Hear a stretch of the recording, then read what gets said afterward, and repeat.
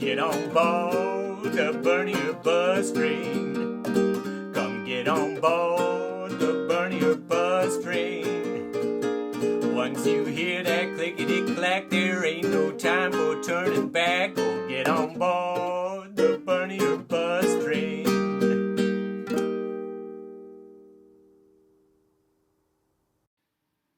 Good morning, USA, and welcome to another episode of the Bernier Bus Show.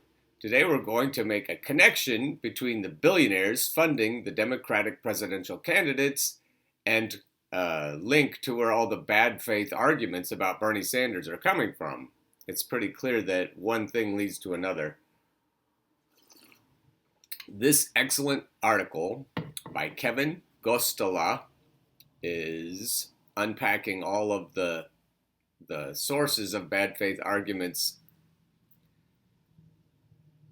Before Senator Bernie Sanders announced he would run as a Democratic candidate for president in 2020, the establishment media was already previewing arguments that would be spread to suggest Sanders was still unelectable. So being unelectable is the biggest one, probably. Jonathan Cohn articulated it best in an article for In These Times. It is important to remember so-called electability is no more a science than astrology. Indeed, it is often little more than calcified prejudice. I haven't heard it put any better than that. Candidates up and down the ballot routinely disprove the notion that only white or male or centrist candidates can win a competitive election, and they do so by inspiring everyday people to put blood, sweat, and tears and money into their campaigns, Cohn wrote. So when weighing which presidential candidate to back in the Democratic primary, voters should dispense with a definition of electability that relies on gaming out what other voters will do. All too often, media commentators, political strategists, and individuals with past histories working on presidential campaigns seek to manipulate voters into behaving like managers of democracy. Citizens are not managers of democracy. They do not need to concern themselves with political strategy and cynical concepts like electability. To the extent that voting actually matters, a citizen's job should be to vote their conscience. There are many arguments against Sanders, several which existed in some form back in the 2016 election and were dusted off for 2020. Most of the arguments against Sanders have origins rooted in bad faith, and I'll add, rooted in big money. They depend upon some calcified prejudice held by the individuals or groups advancing these arguments. It's very simple. The people with money find Bernie to be a threat to that money, and so he talks about calcified. What's calcified is their desire to keep the money. The following is a guide to the many bad faith arguments that dominate much of the political discussion around Bernie Sanders' campaign in the press. First argument, Bernie Sanders has been talking about the same policies and ideas for decades, but he has nothing to show for it.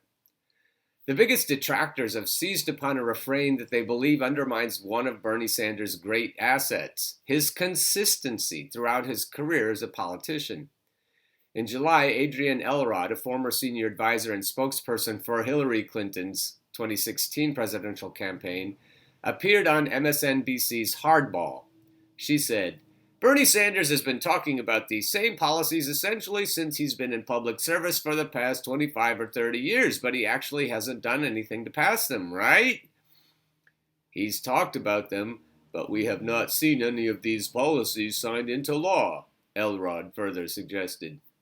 Sanders is not responsible for the fact that his visionary policies have not been more fully embraced. That responsibility lies with influential politicians like Clinton and the consultants or political strategists like Elrod. Elrod should look in the mirror. Regardless, Elrod is incorrect that Sanders has not accomplished anything related to the policies his campaign champions. Warren Gunnels, Senate staff director for Sanders, pointed out Sanders was instrumental in ensuring the Affordable Care Act included $12.5 billion for community health centers, which ensured that millions more Americans with expanded Medicaid or health insurance were able to find doctors and dentists. Amazon CEO Jeff Bezos caved to Sanders and a coalition of activists and raised wages to $15 an hour. And if you trace the 16 negative hit pieces on Bernie from the WAPO back to that event, it's not difficult to put two and two together. So Jeff hasn't forgiven Bernie for that. The same tactic paid off against Disney, which led the corporation to raise the pay for 60,000 workers to $15 an hour. Bob Iger, I think is his name, still hasn't forgiven Bernie for that. There are more than 40 cities and over 7 states where the minimum wage has been raised to $15 an hour. Although his bill to raise the federal minimum wage to $15 an hour has not advanced, the leadership of Sanders contributed to this development. Sanders was part of a successful effort in 2007 that led to the passage of a bill to establish a national affordable housing trust fund so the federal government could build more low-cost rental homes for homeless and low-income Americans. Bernie is especially proud of that legislation. While a number of senators have spoken out against perpetual war, Sanders is one of the few senators who put that into action by spending multiple years pushing for a resolution under the War Powers Act that directly challenged U.S. military involvement in the war in Yemen. Although Trump vetoed it, the full Congress passed the resolution in April. Here's another argument. Bernie Sanders' policies will further polarize and divide the country, moving the country away from where most Americans stand on the issues. Wow. That's almost like there's a playbook somewhere, and this message keeps coming out, and it's so opposite of what is true. On February 25th, during a CNN town hall, Eliana Landau, a sophomore at George Washington University and a member of the college Democrats, asked Bernie Sanders, "We are arguably living in one of the most polarized political environments in American history. The Democratic Party is shifting more to the left and the Republican Party more to the right. But most Americans tend to fall in the middle of the political spectrum. How do you plan to unite such a polarized country if your policies are moving further away from where most Americans stand?" Where did that question come from? Such a question is premised on the notion that there is increasingly less space for moderate and less politically engaged Americans. It is deployed right from the playbook by centrist Democrats in an effort to suppress the influence of progressive politics. Centrist think tanks like Third Way complain about partisan polarization and how it has reached levels not seen since the 1890s. However, polls consistently demonstrate there is widespread support for the agenda backed by the Sanders campaign. Let's run down a list. The polling is by sociologist Peter Dreyer, conducted in 2017. 82% of Americans believe the wealthy have too much power and influence in Washington. That includes Republicans. 69% think large businesses have too much power and influence in Washington. 78% of likely voters support stronger rules and enforcement on the financial industry. 76% believe the wealthiest Americans should pay higher taxes. 74% of registered voters, including 71% of Republicans, support requiring employers to offer paid parental and medical leave. 60% of registered voters favor expanding Medicare to provide health insurance to every American. 63% of registered voters, including 47% of Republicans, favor making four-year public colleges and universities tuition-free. Additionally, a Gallup poll from March showed 57% of Americans favor government action to protect the environment, even if it limits economic growth. 57%. Even if it limits economic growth. There are people in my family that need to see this. I know they will never watch my show, but they need to see this. A clear majority favors higher emissions and pollution standards for business and industry and more strongly enforcing federal environmental regulations. I love that picture right there. Those guilty of further polarizing the country may be the ones who defy the majority by opposing policies with widespread support. Here's another argument. Bernie Sanders would get rid of the Affordable Care Act and throw average Americans into crisis by creating hiatuses in the process of establishing a Medicare for All system. Former Vice President Joe Biden spoke at a forum in Iowa hosted by AARP. Boy, I bet that was exciting. On July 15th, he suggested that Bernie Sanders' plan for a multi-stage process to phase in an expanded Medicare system that covered all Americans would result in hiatuses, which would cause people with cancer to die. I'm not even going to read this quote. This guy. How many of you have lost a husband, wife, son, daughter to cancer? Raise your hand. How many inaudible have terminal diseases? Raise your hand that lost them. Well, the thing I've learned is every second counts. It's not about a year. It's about the day, the week, the month, the next 6 months. It's about hope. Yeah, like Obama's hope.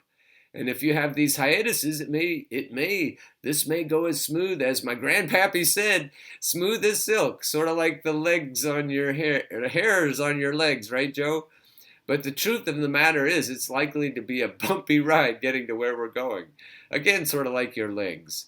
CNN fact-checked Biden's misinformation and concluded a single-payer Medicare for All plan would not result in people having a hiatus or gap in their insurance coverage. Let's see where the Pinocchios are. Where are you, New York Times? Where are the Pinocchios for that? At the same forum, Biden also said, if you like your health care plan, your employer-based plan, you can keep it. If, in fact, you have private insurance, if, in fact, you can keep it. Playing to fears promoted by health insurance industry interests. And again, it comes back to the billionaires funding the Democratic presidential candidates. And it comes back to the talent agency, creative artists agency that handles all of Biden's affairs. All of these people are connected to the Clinton machine and to big money. Biden later stated, the Medicare for All Act, introduced by Sanders, this was especially insidious. It would mean getting rid of Obamacare, and I'm not for that. I don't know why not. He insisted Sanders would end private insurance and ensure that Medicare goes away as you know it. This attack was similarly deployed by Hillary Clinton's 2016 campaign. On Good Morning America, Clinton said Sanders would take everything we currently know as health care, Medicare, Medicaid, the CHIP program, private insurance, and now of the Affordable Care Act, and roll it together. Her daughter, Chelsea, suggested Sanders wanted to scrap Obamacare and said doing so would send America back to an era before we had the Affordable Care Act that would strip millions and millions and millions of people of their health insurance. But factcheck.org described the campaign's series of attacks as misleading.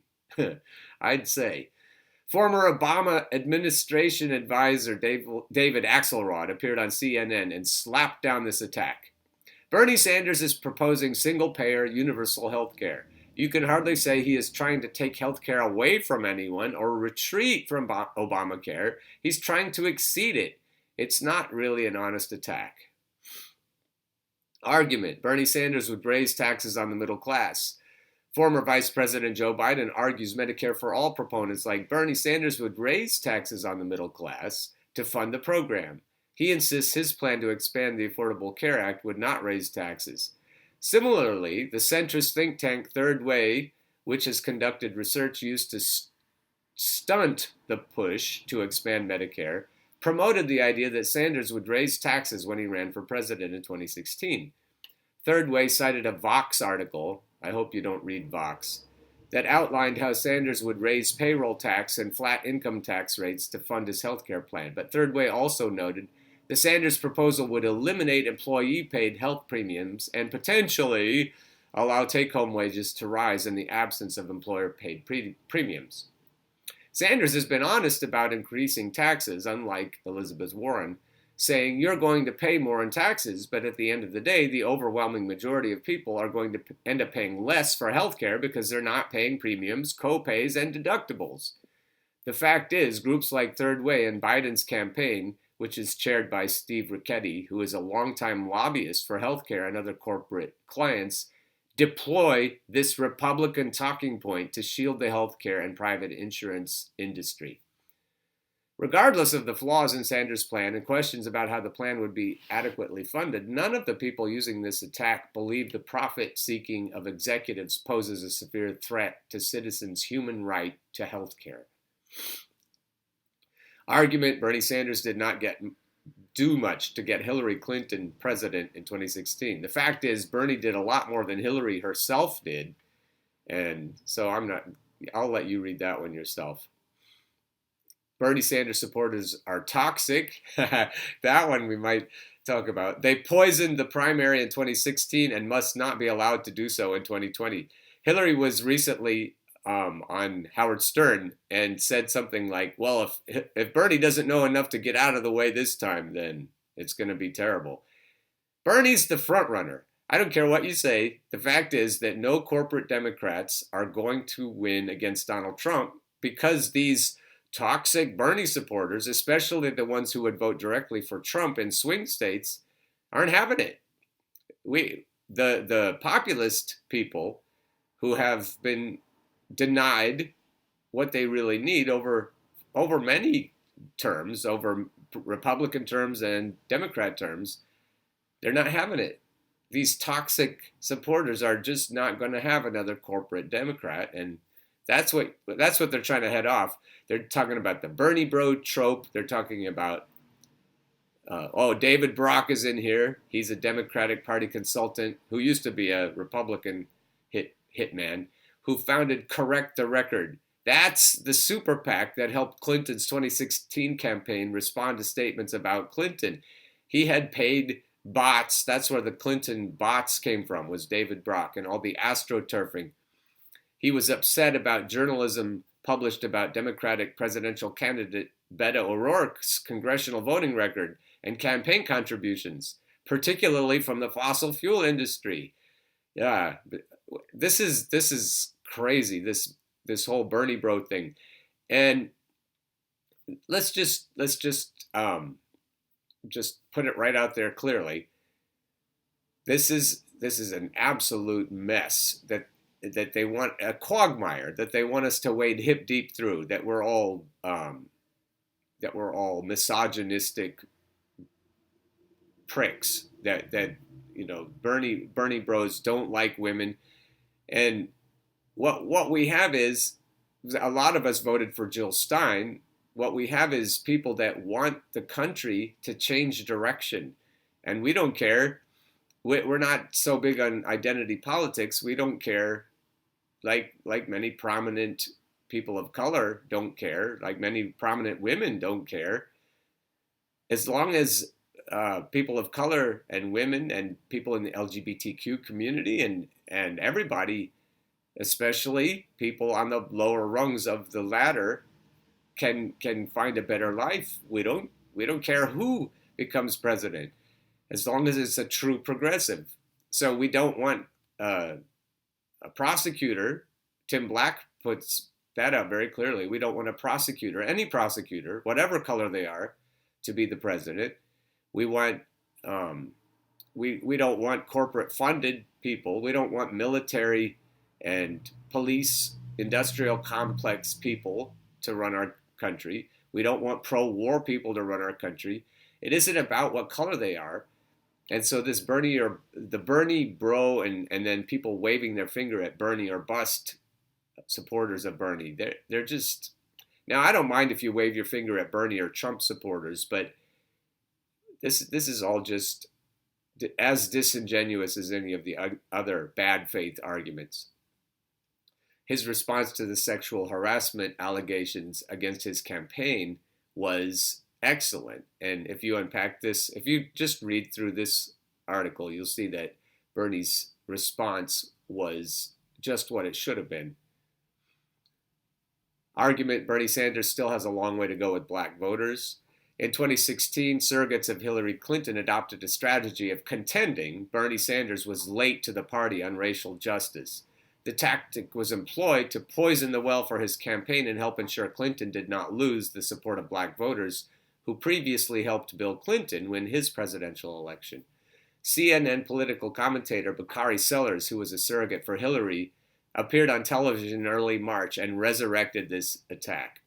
And then if you listen to black commentators, they totally pull this guy's intestines out when they talk about him. Bakari, what a sellout they call him. Bakari Sellers is Bakari sellout. I think that Bernie Sanders has a long way to go, Sellers declared. There's a certain part of me that believes that ship has already sailed. I mean, it's not the fact that Bernie Sanders marched with Dr. King in the 60s. I think that was one of the first things that he said. Sellers added, the question was, where have you been and what have you done since then? Where has your activism been since the 60s? And, oh man, I've heard this in other places too. And it's all coming from one place. It's all coming from big money. And he goes on, and show me your legislation as mayor of Burlington or why you've been in the United States House or United States Senate to positively affect change in the African American community. And he wasn't able to articulate that answer. This contention of having a long way to go with black voters is similarly trite. A Quinnipiac poll in January 2018 showed that 70% of black voters had a favorable opinion of Sanders. Significantly, in that same poll, voters were asked, would you be inclined to vote for Bernie Sanders for president or not? 68% of black voters responded yes, or that they would be inclined to vote for Sanders. Sanders engaged in civil rights activism with the Congress on Racial Equality when he was a student at the University of Chicago. In the 1960s, he joined with black and white students to force an end to segregation in housing units that the university owned. He also engaged in civil disobedience against school segregation in Chicago public schools. When Sanders spoke at the NAACP convention in July, he received a standing ovation from attendees. Sellers and other establishment Democrats dismiss Sanders' activism and seek to ensure he is unpalatable to black voters so they can maintain a coalition of voters needed to fend off progressives. That's the Black Caucus, according to Tim Black. Black Democrats, in particular, wield their identity against Sanders, a white candidate, in order to make his claims of supporting racial justice seem phony. They pretend like fighting for low-wage big-box store workers and struggling for a living wage is not hugely beneficial to poor and working-class black Americans. With older generations of black Democratic voters, it worked in 2016. Certain Democrats hope this divisive tactic will benefit them again. Tim Blackwood keeps telling the younger, non-boomer black voters to go have conversations with Granny and Gramps and Mom and Dad and help get them on board the Bernie train. Oh, that one, the financial status argument, that he's a millionaire. And I'll let you read that one because that's just too puny and silly to even worry about. You can read it if you want, though. Go to this article and Latin American dictators. He's received scrutiny for his statements on Venezuela than any politician, particularly because he has a record of opposing U.S. interventions. He also spoke out against U.S. regime change efforts in Latin America in the 80s, and opponents have disingenuously accused him of supporting strongman leaders like Fidel Castro, Daniel Ortega, and Nicolas Maduro.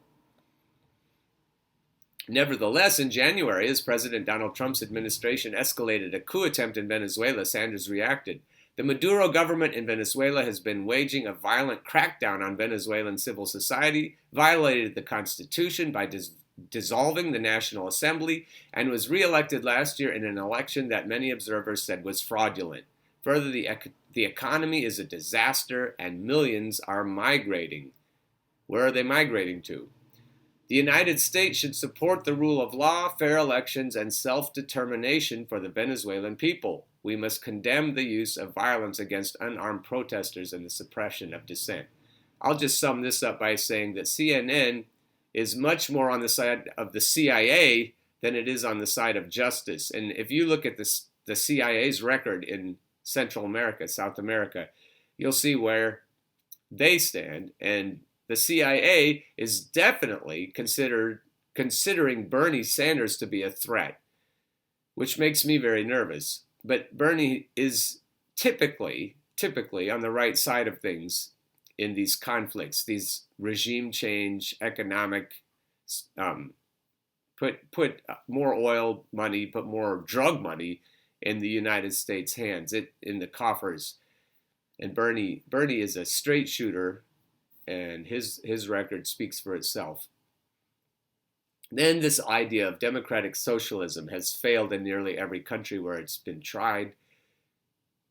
We've got CNN, we've got Frankel Poppel, the co-founder of the Harvard Undergraduate Centrist Society. When the club promoted this standard red baiting, they wound up retracting their message because of the backlash that came from equating socially democratic policies to authoritarianism in the Soviet Union. Hillary is definitely behind all this, calling Tulsi Gabbard and Jill Stein Russian assets and insinuating that Bernie is a Russian asset. She hasn't come right out and said it. I'm hoping that she will, because she'll get the same backlash described here. During a CNN town hall on April 22nd, Samantha Frankel Poppel, a sophomore at Harvard. Where do these sophomores in college come up with these questions? Who's writing these questions? I teach a lot of sophomores in college, and there are some who would write questions like this, but if you think that this question came right from her mind, from her own observations of the world, you're crazy. And Samantha, you can debate me if you want. I'll feature you on this show, because that's crazy. My father's family left Soviet Russia in 1979, fleeing from some of the very same socialist policies that you seem eager to implement in this country. So my question is, how do you rectify your notion of democratic socialism with the failures of socialism in nearly every country that has tried it? Wow. Wow. So we've spent a lot of time talking about how European social democrats are like democratic socialism that Bernie describes. Quite a few shows, so I'm not going to go over all that right now.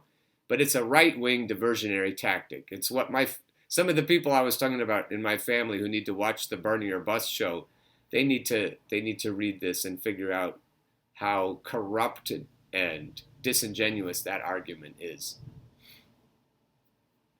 Bernie Sanders is a has-been candidate who will not last in the 2020 election because there are many liberal voices running for president. Well, that's what creative artists agency Michael Kives and Darnell Strom want, but that's not the truth. There are not very many progressive voices running for president. There's really only one. Everyone else is paying lip service. They're trying to posture and position themselves near Bernie because that's where Bernie is, where the people want to be. And so most of my show is about this argument. The essence of this argument is that Senator Elizabeth Warren, a Democratic presidential candidate, is taking voters away from Bernie Sanders. Effectively, Warren and Sanders are splitting the vote, especially since Sanders' coalition is not as strong as many supposedly thought. The point I've made over and over again is that Elizabeth knows that she's in the race to block Bernie. The vote blue no matter who Democrats that say he's not a real Democrat, well, he's not.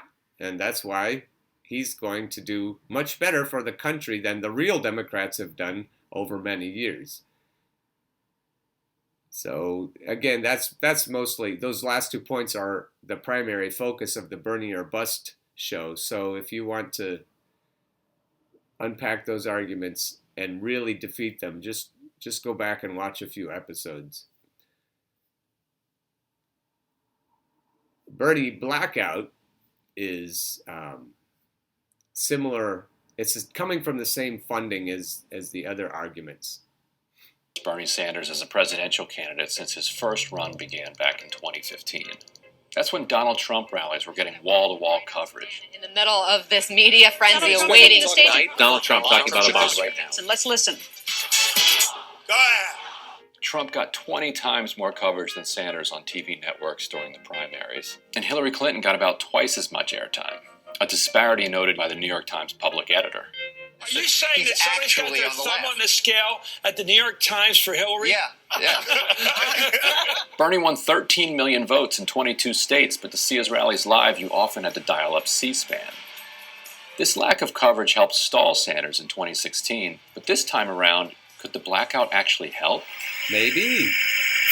He's running up against this huge problem, though, that I mentioned earlier of this media blackout. He often either gets ignored or kind of laughed at as not a serious candidate. One thing standing between Sanders and serious coverage in 2020 is the media's belief that he simply can't win. It's just you can't win as a social disaster. The moderates will win. I think the risk... There's the whole argument in about 5 seconds. And they do believe that Bernie can win.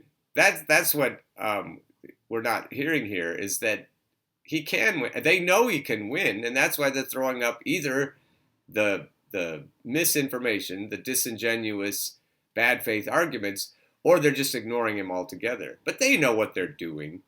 Savvy centrist Democrat. The guy's a recipe for electoral disaster. And if Sanders can't win, the thinking goes, then it's justified to largely ignore him. A recent study reveals that's exactly what MSNBC has done.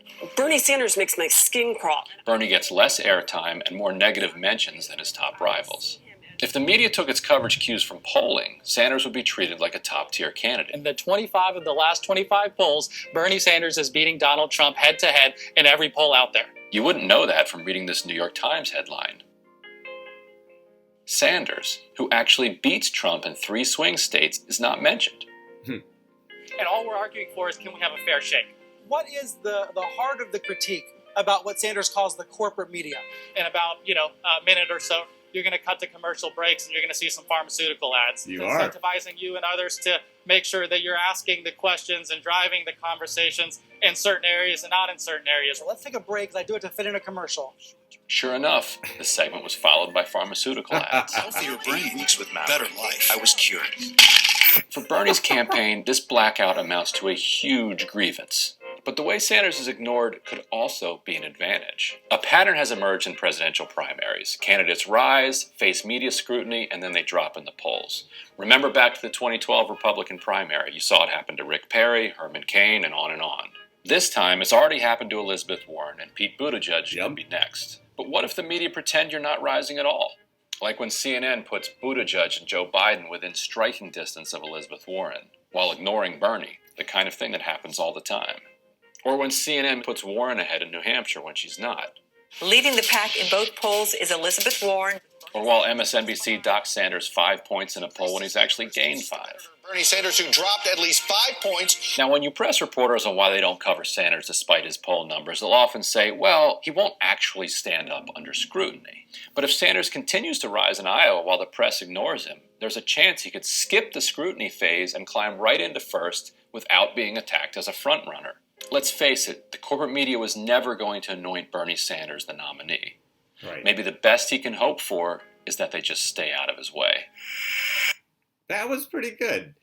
I don't know if that's true or not, but let's hope so, if he skips the scrutiny phase.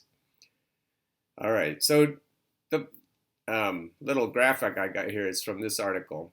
Here are the billionaires funding the Democratic presidential candidates. Go ahead and read who your favorite not Bernie supporters are. If you're a Stop Sanders kind of Democrat, you should figure out who butters their bread. You should know. And then you're a crony, you're a plutocrat crony, and are trying to protect your privilege. We don't want to hear any more garbage against Bernie or busters that they can only say that if they're privileged. And that argument is easy to debunk. So go back again, watch some of the shows. I hope you'll consider buying Bernie or Bust Pioneers of Electoral Revolt for your favorite vote blue no matter who Democrat, and sing the song to them. Sing the Bernie or Bust train song to them. And that'll be a wonderful 1-2 punch for Christmas. I really hope you'll do that. And I hope to see you tomorrow. Keep subscribing. Keep asking for notifications of this show, and we'll see what kind of progress we can make before the caucuses start in February. Keep on burning. Get on board the Bernie or Bust train. Come get on board the Bernie or Bust train. Once you hear that clickety-clack, there ain't no time for turning back. Go get on board